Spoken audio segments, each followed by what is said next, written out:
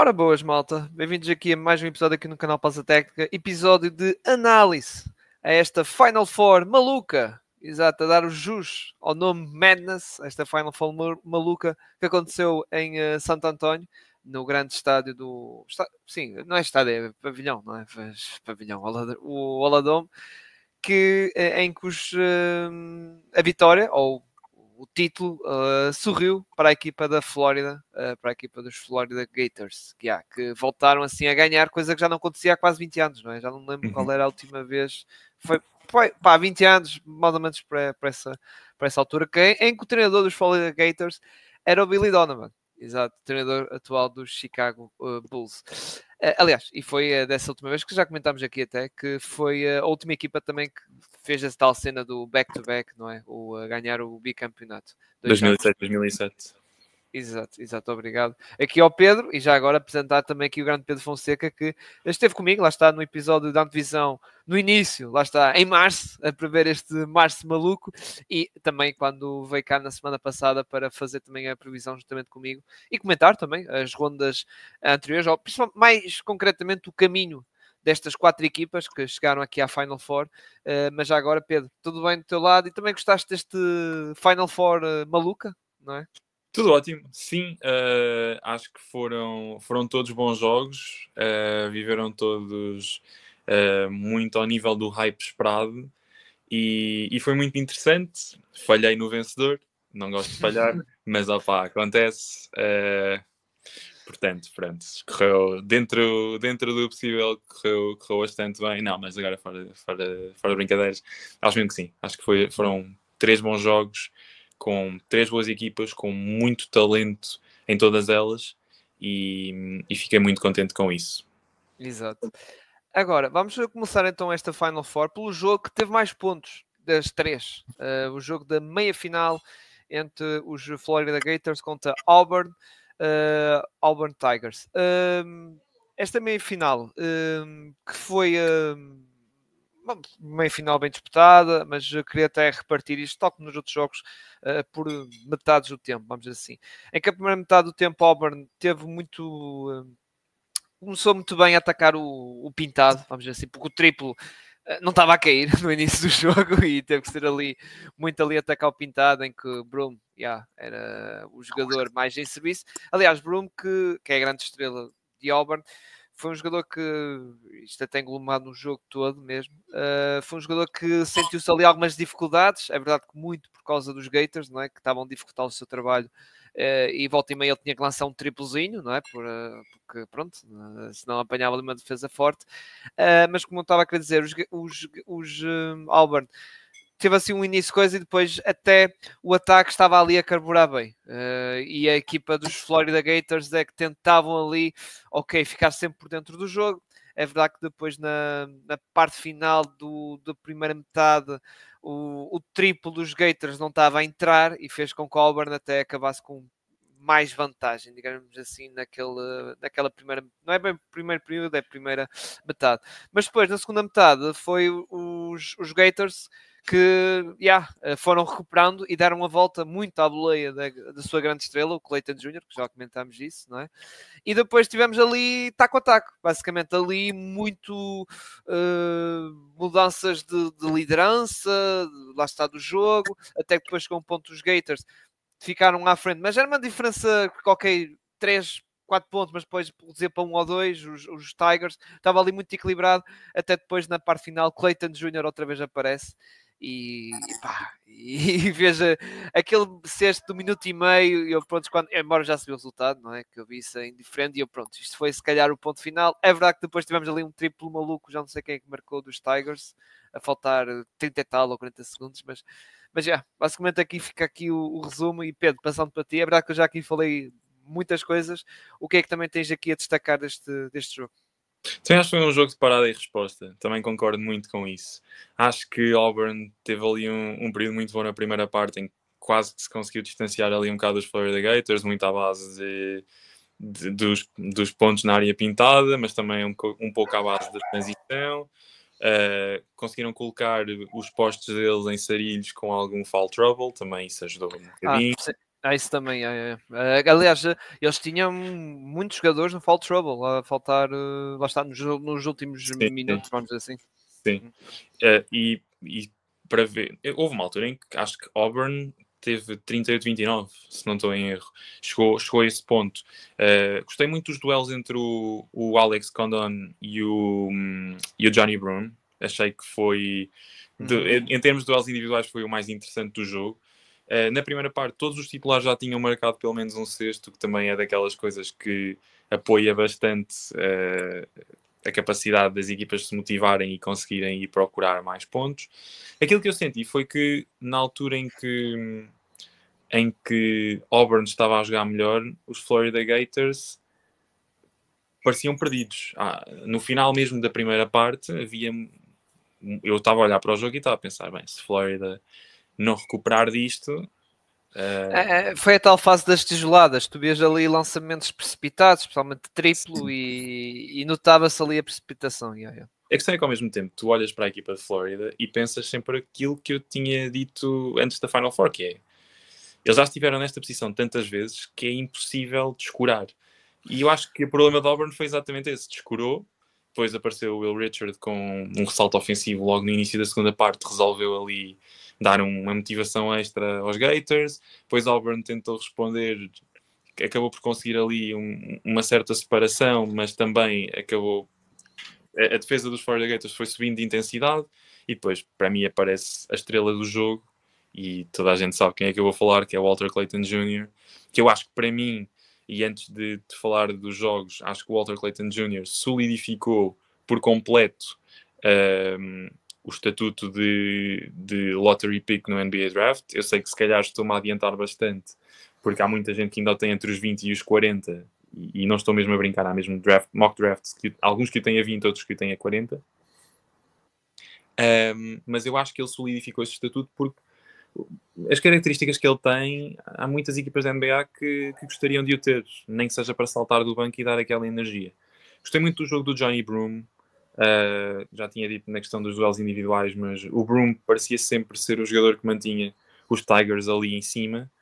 Tem um lançamento maluco com uma mão, eu não sei se as pessoas chegaram a ver esse lance que ele está constantemente a ser desequilibrado e atira quase com uma mão contra o cesto e a bola acaba por entrar. Isto também quer dizer uma outra coisa. Antes de falar da reviravolta propriamente de Flórida, ou da reviravolta que eles fizeram entre a primeira parte e a segunda parte, Flórida teve muitos turnovers. Flórida teve posses consecutivas em que perdia a bola. E mesmo apesar de estarem a jogar boa defesa, eles não conseguiam aproveitar ofensivamente. E claro, dependeram sempre do Clayton para tentar fazer alguma coisa. E eu acho que isso foi talvez uma das maiores falhas na equipa dos Gators. De resto, foi o que eu disse. Houve muito foul trouble. Eu acho que o foul trouble acabou por ajudar os Gators no jogo, apesar de tudo. Mas eu acho que foi o jogo do Walter Clayton Jr., que já tinha feito uma grande exibição no Elite 8, então, mas nesta Final Four acho que foi absolutamente soberbo. E é na altura em que as luzes brilham mais que os jogadores grandes aparecem. E portanto acho que é isto. E já na ronda anterior, que nós já comentámos, não é? No episódio de previsão desta Final Four, Clayton Jr. foi muito importante contra Texas Tech, aliás, na parte final até, muito decisivo, não é? Deixa-me só dizer aqui uma coisa. Pouco tempo antes de acabar o jogo, a maior liderança dos Gators tinha sido 2 pontos. Então eles nunca criaram uma distância tão grande como Auburn criou. Daí eu estar a dizer que sim, é como eu digo, ouvi... pensar o quão incrível Auburn esteve durante o jogo todo. Nós estávamos a falar mas durante o jogo todo.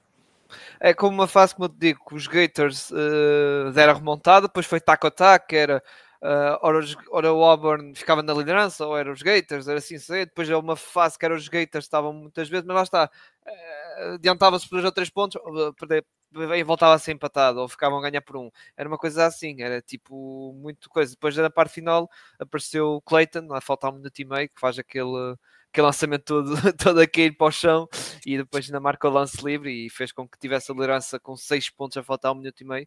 Depois, pá, e aí eu vi, pronto, ok, isto já, quando vi esse lance, pronto, é aqui foi o quase o ponto final. É verdade que eu disse, como disse, houve ali aquele triplo do Chad Baker Mazara, agora estava a ver aqui o nome dele, a ver até o momento quem era ele que fez aquele triplo meio, não é assim meio coisa mesmo às pressas para ver se marcava, e tinha que ser assim, não é? Depois eles os Cougars tentaram também outra vez outros triplos, mas falharam e perderam, acabaram por perder este jogo e assim passaram para a final. Só mais lá está uma correção.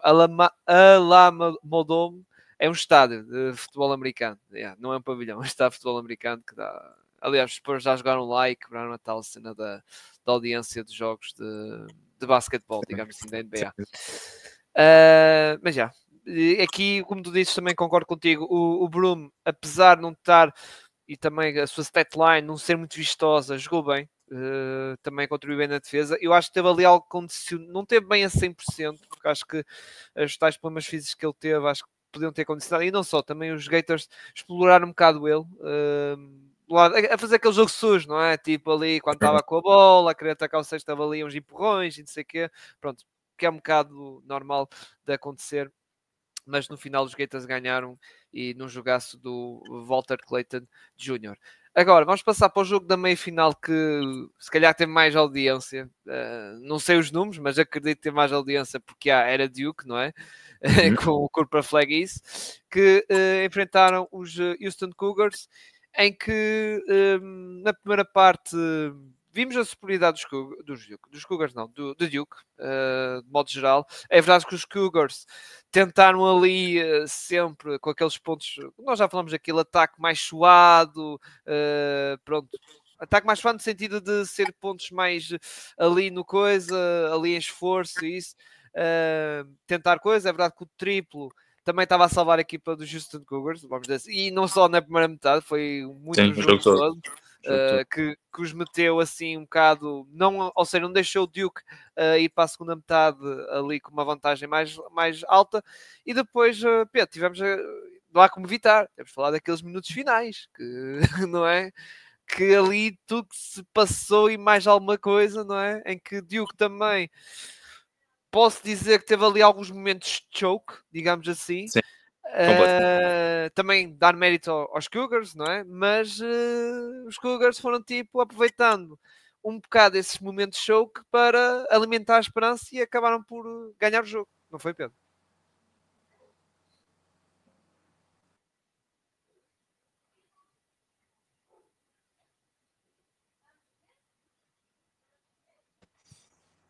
Estou a ouvir agora.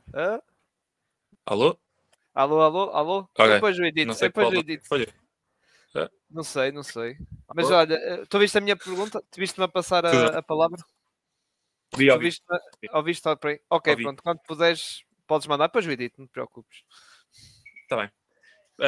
Também concordo contigo. Acho que Houston dependeu demasiado do triplo e se notou-se. Eu tenho aqui uma estatística que achei muito interessante. Final da primeira parte, points in the paint, 20 para Duke, 8 para Houston. E mesmo assim conseguiu estar quase nivelado.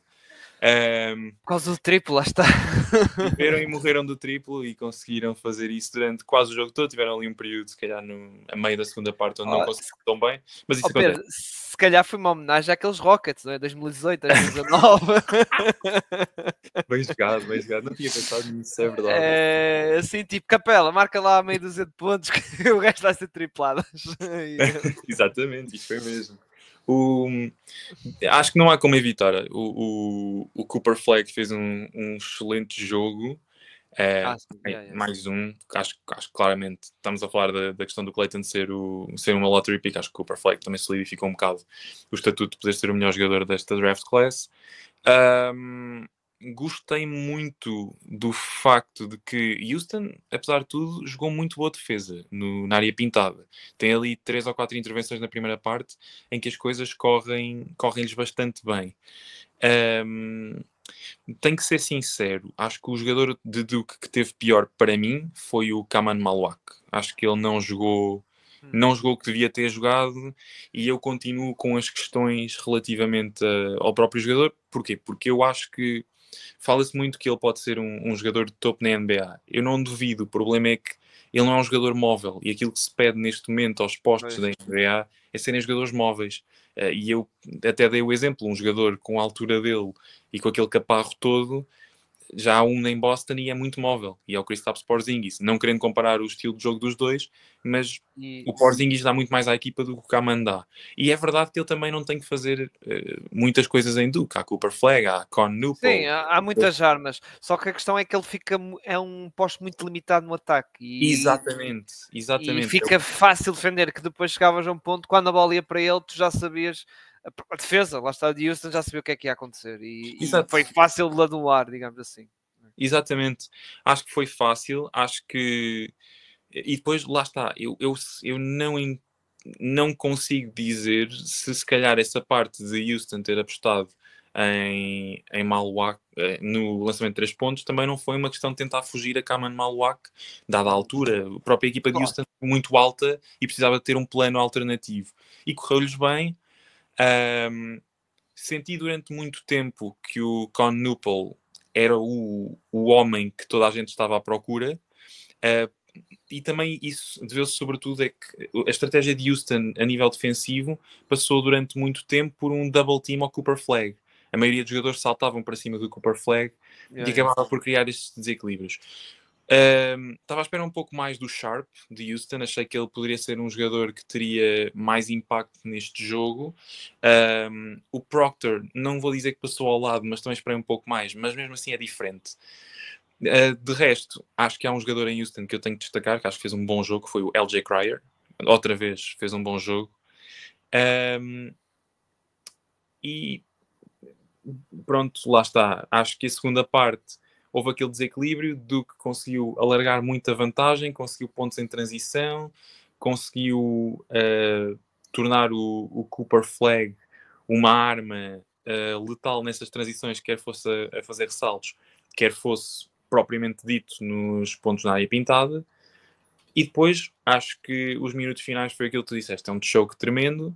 É uma incapacidade muito grande de conseguir fazer uma certa leitura de jogo e acho que vai ser a derrota que mais custa durante algum tempo para a maioria dos jogadores, embora acho que vai ficar bem na memória deles.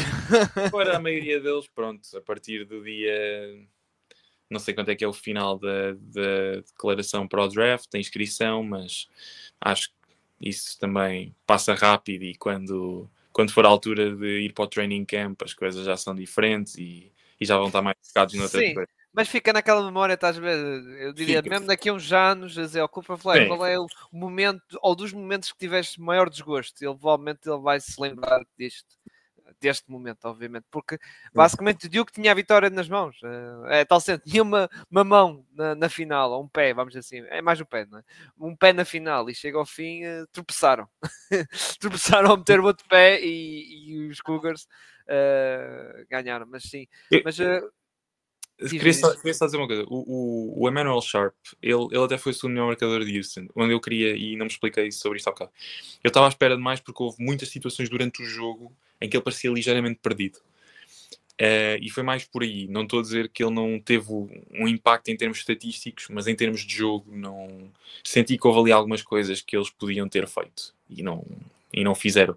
Acho que já vamos falar do outro jogo, mas eu já tinha dito que Houston estar aqui era uma vitória para eles, porque o programa em si teve sempre muitas dificuldades, foi sempre mal visto. Mas pronto, agora já tinham um treinador de há muitos anos, conhecia bem o programa e queria mesmo mudar as coisas. Portanto, admito que fiquei meio contente por Houston ter ganho, mas continuava a achar que esta equipa de Duke era demasiado especial para não ganhar o campeonato. E já agora um pequeno olhar quanto ao futuro do Duke, eu acho que é muito difícil que os 5 titulares voltem para o ano, embora eu continue a achar que o Isaiah Evans, de todos os jogadores titulares, aliás, o Isaiah Evans não é bem titular, o titular até é o Zion James, mas o Isaiah Evans é um bom intérprete do jogo, contribui bastante. Acho que pode ser um jogador que, se voltar, pode ajudar o Duke a ter melhores capacidades de tentar ir atrás do título. Mas também não te preocupes que eles para o ano vão ter o Cameron Boozer, por isso. Verdade, eles vão ter bons recrutas e de certeza que vão apostar forte no portal. Tem sido uma nova prática de ir ao portal e buscar bons jogadores, mas vamos ver. Não te preocupes com eles, pá. Não te preocupes com eles. Não vou. Só uma coisa também gostava de afirmar. Eu acho que os Cougars também aproveitaram da questão da acho que a defesa de Duke até estava muito centrada na zona interior, fez com que criasse espaço na zona exterior para a questão dos triplos, porque os Houston Cougars não são uma equipa muito dotada de triplo, aliás na final até se viu isso, não é? Ou de criação de lançamento, e atacavam mais o pintado, e pronto, o Duke veio com essa lição um bocado estudada, só que fez com que, pronto, azar, apanhasse uma noite em que aquela malta de Houston estava a marcar ali tudo triplos, não é? O Cryer, que aliás o Cryer na final também esteve bem nesse capítulo, mas pá, foi uma vitória que gostei de ver, sinceramente, aqueles comebacks que toda a gente gosta de ver, não é? Do acreditar e sempre ali até ao fim e foi a equipa underrated, ganhou. Sim, exato, e emoção e essas coisas todas, e realmente foi emoção, e também o jogo da final também teve muita emoção, mas que já vamos falar, mas pá, foi. Aconteceu isto, atenção, nós prevíamos que o Duke ia passar, mas é tal como nós dissemos no episódio da previsão, é um jogo apenas, isto muda tudo rápido. Exato, e pressão, aqueles minutos finais que também não tem isso, aquela pressão que aquela malta de Duke já não é uma pressão na Final Four, numa meia final, isto já são decisões que pesam e a mão treme mais, não é? Como se diz, a mão treme mais, e realmente pá, acabou por ser os Cougars a ganhar. Agora, Pedro, passando para a final, tivemos os Florida Gators contra os Houston Cougars. Que aí o triplo dos Cougars, pronto, já não estava afinado, não é? Vamos dizer assim, mas eles apostaram na questão do pintado, não é? Que eles ganharam muitos ressaltos, as tais second sense points, os offensive rebounds, essas coisas todas, que sim, estava a dar resultado, vamos dizer assim, na equipa de Houston. Depois, aliás, basicamente no primeiro tempo foi um jogo assim taco a taco, digamos assim, e emocionante, e na segunda parte também diria que também foi basicamente a mesma coisa, não é, Pedro? Passando para ti, e claro, no final, malta, não vejo os últimos 5 minutos, 5 minutos e meio, porque a nível de basquetebol jogado, É palavra é caótico. A palavra é sempre caótico. E não é bem jogado, até gajos que pisam na linha e pronto, e muita precipitação e muitos a bola e não sei o quê, e depois até a bola queima nas mãos e lança, pronto, é muito mal jogado, vou ser sincero. É verdade que a questão defensiva também teve lado, dos dois lados, mas teve emoção, pronto, teve aquela emoção no final, não é, Pedro? Passando para ti. Concordo 100%. Acho que Florida, por acaso, esqueci-me de dizer uma coisa há bocado sobre o jogo entre Duke e Houston, mas também se aplicou um bocado entre Florida e Houston, que foi ambas as equipas, Duke e Florida, conseguiram estabelecer um bom domínio face aos Houston em termos de ressaltos ofensivos. E isso acabou por também ajudar bastante, pelo menos durante pequenos períodos de tempo, as equipas a estabelecerem algum domínio do jogo. E eu vou-te ser sincero, eu vi o jogo e eu não só vou concordar contigo em dizer que eu acho que o jogo foi mal jogado nos últimos 5 minutos, eu acho que o jogo teve muita parada e resposta, mas há coisas ali muito estranhas. Há lances ali que eu, se fosse árbitro, marcaria de outra maneira, por exemplo. Bloqueios ilegais, coisas do género, mas isso eu até deixo passar. Mas e travel? Houve um lance ao outro que os gajos todos precipitados a driblar e tu, o quê? Tu paras. Já nem foram os últimos 5 minutos, mas pronto. Aliás, o último lance do jogo, eu sei, ele vai lançar, deixa chegar e depois não pode tocar. Mano, e eu aposto assim, como a arbitragem, eu não sou muito crítico da arbitragem, mas como a arbitragem estava, eu acho que o gajo pegasse na bola e lançava, os árbitros, se calhar, tipo, nem reparavam, se calhar. Também concordo. Mas Houston, novamente, crédito a Houston. Houston fez um excelente jogo na área pintada e da mesma forma como conseguiram parar o Kaman Maluak, o Alex Condon teve ali uns momentos em que chegar ao sexto e marcar parecia fazer uma travessia do deserto. Era muito, muito complicado. Eles fizeram um excelente jogo defensivo em cima dele. Ele depois acabou por recuperar ali durante um período e sobretudo no final tem uma jogada em que ele é decisivo, mas foi muito difícil para os Gators, especialmente na primeira parte, conseguirem se afirmar ofensivamente perante os Cougars. Aliás, a segunda parte deles, se tu fores a ver os Gators, meio que estava a copiar o esquema ofensivo dos Cougars, atacar muito no pintado, se fores a ver. Porque, ok, o triplo não estava a dar e o Clayton Jr. não estava a ter um jogo espetacular. Não estou a dizer que fez um jogo mau, mas não fez aqueles grandes jogos, não é? E até foi mais um playmaker, não é? Nesse jogo, porque ele viu que, ok, os meus lançamentos não estavam a entrar. Aliás, ele só marcou um triplo, Pedro. E foi aquele triplo que até foi importante na comeback, digamos assim, final, que faltava 3 minutos ou qualquer coisa assim. Ou 2 minutos e tal. Já não lembro bem. Em termos de números, e também tenho que dizer o mesmo, o LJ Cryer, para mim, não fez o melhor jogo da vida dele. Houston chega à segunda parte com 8 lançamentos seguidos falhados. Mas sim, mas o LJ Cryer era o único que estava a meter triplos na equipa, o resto não estava a meter nenhum. É verdade. O Emmanuel Sharp também não esteve assim tão bem. O Milos Uzan também, eu não achei que fizesse um grande jogo. Já não. Achei que ele teve bem na Final Four contra Duke, mas mesmo assim. Na Final Four? Na semifinal Final Four. Sim. Mas mesmo assim, lá está.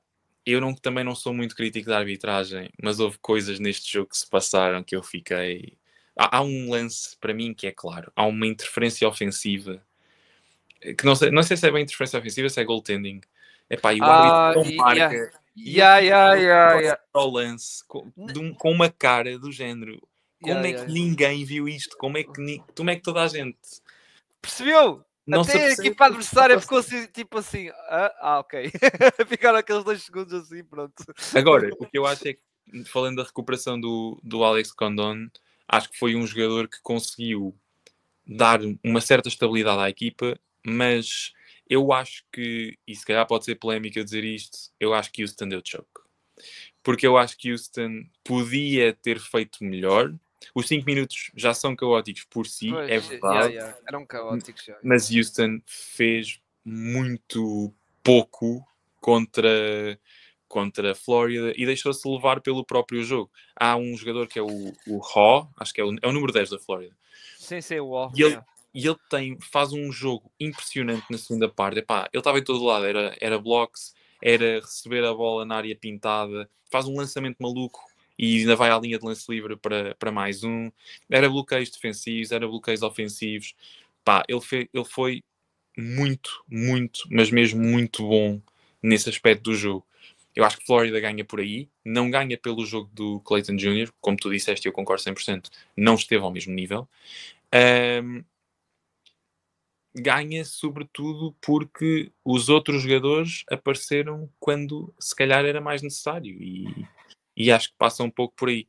Não obstante, acho que Houston deu choke, acho que Houston podia ter feito mais e epá, 5 em 22 em field goals ao fim de 6 minutos para jogar, porque as coisas não estão a correr bem e mesmo assim estavas a liderar por quase 15.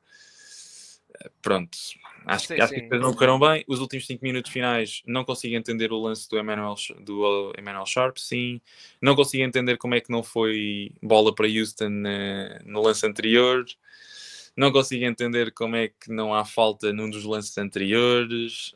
Há ali muita coisa que eu gostava que fosse bem explicada, mas pronto, é March Madness. Eu acho que os Cougars tiveram um jogo, como tu disseste, uma parte final levado pela emoção, porque lá está, que eles tiveram já neste March Madness vários jogos, não foi só um, nem dois, foram 3, salvo sim, Purdue, Gonzaga e Duke, que conseguiram ganhar um bocado nessa base da emoção do no querer e nessas coisas. Pensavam que agora nesta final conseguiam, mas não, à quarta não foi. Novamente eu acho incrível isto. Eu não sei o que é que Flórida tem, se gosta de reviravoltas, se prefere assim.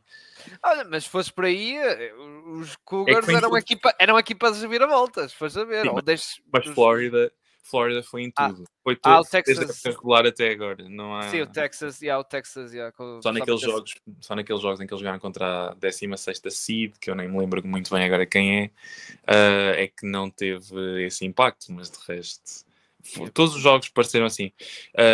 E a defesa dos Gators apareceu quando também era mais preciso, especialmente os blocos do Will Richard,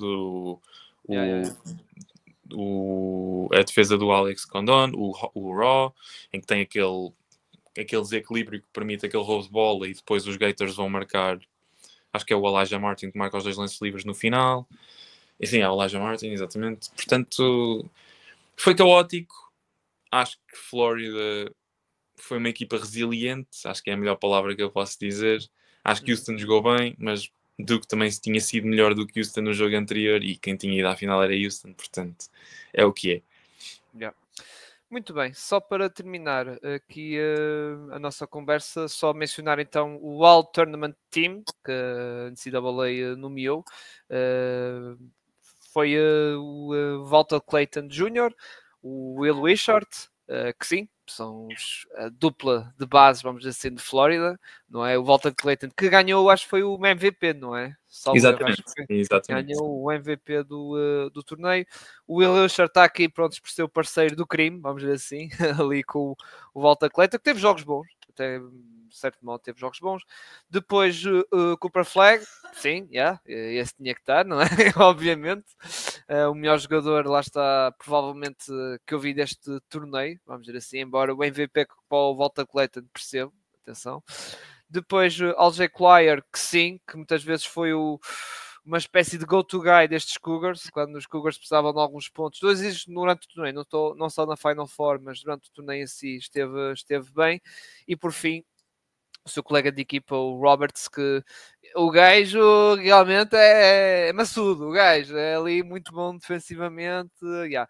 De certo modo, claro que eu aqui não concordo totalmente nesta All Tournament Team. Se calhar punha aqui o Bloom, lá está dos Auburn, aqui metido, mas pronto, não é escandaloso, não é, Pedro? Passando para a tua opinião. Há aqui nomes, é o Walter Clayton, óbvio. Acho que tinha que estar cá e o Cooper Flag, esses dois nomes, acho que eram. Não acho que seja escandaloso, não. Não, Mas lá está, estás como eu também, fazia se calhar uma mudança ou outra, não é? Tipo o Bloom, não é?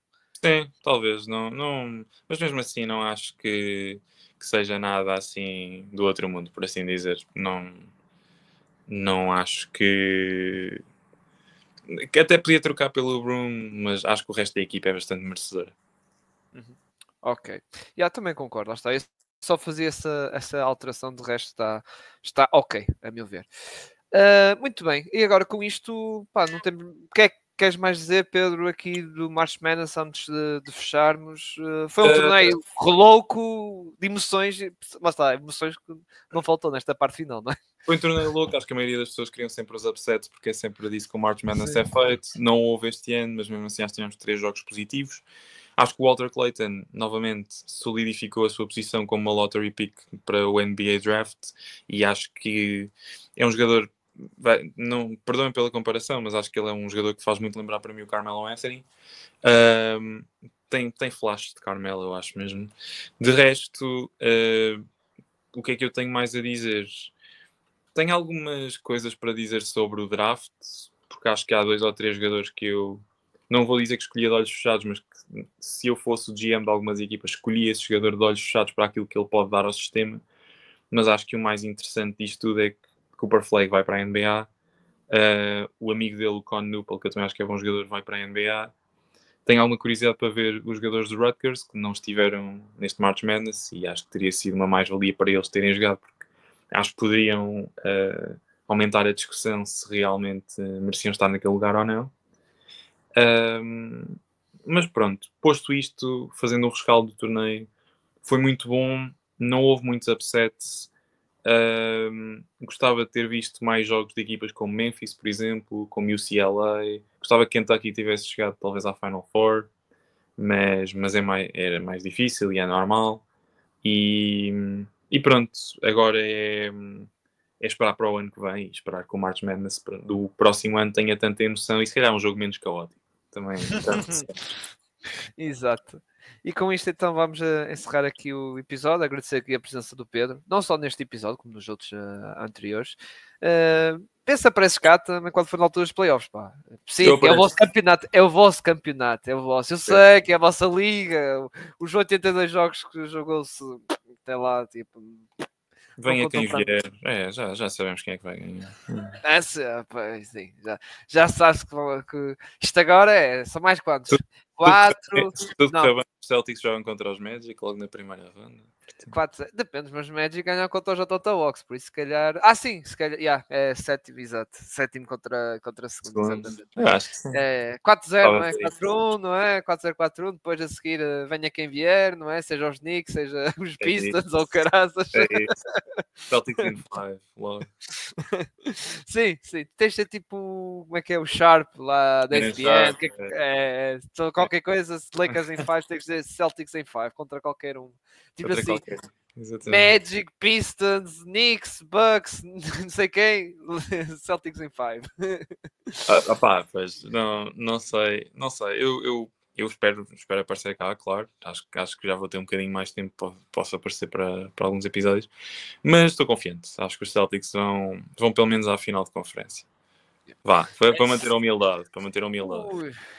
Eu vou dizer uma coisa, Pedro. Se os Celtics não vão à final da conferência, é um choque. Só se acontecer uma coisa, tipo, Porzingis lesiona-se, o Horford também, meu Deus, e o Tatum também lesiona-se, aí ok. Tipo, o Jaylen Brown sai de campo para ir atacar os adeptos que o convenceram a meter nas parlays e não sei o quê. E vai não, o Jaylen Brown a jogar com a mão esquerda, porque a mão direita... Jaylen Brown. Tipo essas cenas. Não, mas eu acredito que os Celtics, tipo, mínimos, aliás, como se diz, os mínimos olímpicos é os Celtics e as finais da conferência. Sim. Sinceramente, é os mínimos a minha previsão, fazendo já aqui já falta pouco para começar, só faltam 10 dias. A minha previsão é Celtics Thunder. Não tenho outra hipótese. Para mim, eu acho que vai ser isto. Gostava muito de ver Celtics Lakers pela rivalidade, mas... o Adam Silver... O Adam Silver já... Aliás, o Adam Silver é Lakers Wars na primeira ronda, já estava assim. Lakers Wars na primeira ronda, já estava a chegar as mãos ali, LeBron contra Curry, logo assim, logo a dar na primeira ronda. Logo ali para ter umas audiências e que seja jogo 7. Atenção, para o jogo 7, meu Deus, ter milhões de pessoas a ver no jogo 7. Aí para o grande Adam Silver. Mas vamos ver como é que vai ser os playoffs. Eu no início, no meio da época até, isso, e mesmo agora, ainda estou inclinado, mas pronto, é tal cena de inclinado na tua aposta, Oklahoma contra os Celtics, mas mesmo assim, eu espero, lá está, é tal cena de, eu estou à espera de ser surpreendido. Estás a ver? Olha, como aconteceu neste mais Madness. Eu estava à espera de ser surpreendido e aconteceu. Lá está, os Duke serem eliminados. Mas vamos ver como é que vai ser aqui os playoffs. É isso. Obrigado, Pedro. Aqui, lá está, pela tua presença e participação. Tal como disse neste episódio dos outros. Malta, antes de pedir, lá está, pedir a fazer a publicidade do costume, que é pedir para vocês seguirem as nossas redes sociais, no Twitter ou X, como queiram chamar, também estamos no Instagram e no Threads. Subscrevem aqui no canal do YouTube, deixem um like, ajuda na questão do algoritmo, e se preferirem em formato de áudio, nós temos lá está estes episódios, lá está nesse formato, nas plataformas que vocês conhecem de certeza, Spotify e Apple Podcast, e já agora deixam lá as estrelinhas, as 5, que é para, lá está, porque deixando as 5 estrelas ajuda também na questão do algoritmo e aparece nas recomendações, lá está, dessas aplicações. Um grande abraço a todos e até à próxima, malta. Tchau, tchau.